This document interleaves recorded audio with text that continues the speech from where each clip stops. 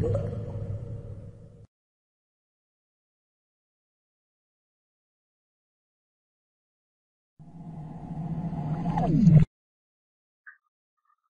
আগের ভিডিওতে আমরা ডিটেকশন সুইচ নিয়ে বিস্তারিত আলোচনা করেছিলাম এবং দেখেছিলাম যে ডিটেকশন সুইচের চেঞ্জ ওভার কন্ট্যাক্ট থাকে। যখন সুইচ প্রেস করা হয় এনও কন্ট্যাক্ট এনসি হয়ে যায় অথবা এনসি কন্ট্যাক্ট এনও হয়ে যায়। এভাবে সে আউটপুটকে নিয়ন্ত্রণ করতে পারে এবং একটি ব্যাটারির মাধ্যমে আমরা একটি লাইটকে কন্ট্রোল করে দেখিয়েছিলাম। আজকে আমরা আরেকটি গুরুত্বপূর্ণ বিষয় নিয়ে আলোচনা করব, যেটি হচ্ছে সেন্সর। সেন্সর একটি input device. Automation system sensor ছাড়া কল্পনাই করা যায় না। মেকানিক্যাল কন্ট্যাক্টের পরিবর্তে সেন্সর ব্যবহার করা হয়। সেন্সর এমন একটি ডিভাইস যা কারেন্ট ফ্লো কন্ট্রোল করে সলিড স্টেট ডিভাইসের মাধ্যমে, যেমন ট্রানজিস্টর।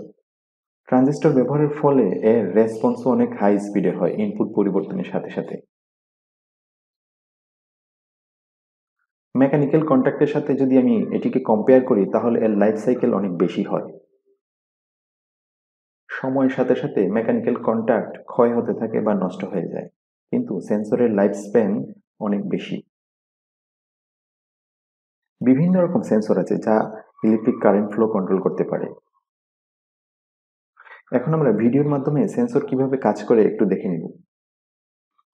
ডিটেকশন মেথডে সুইচ প্রেস করলে কারেন্ট ফ্লো হয়, অর্থাৎ ব্যাটারি থেকে কারেন্ট লাইটে গিয়ে লাইটকে অন করে। সেন্সরের ক্ষেত্রে ট্রানজিস্টরের বেজে কারেন্ট ফ্লো দিলে সার্কিট কমপ্লিট হয়, অর্থাৎ ব্যাটারি থেকে কারেন্ট গিয়ে লাইটকে অন করে।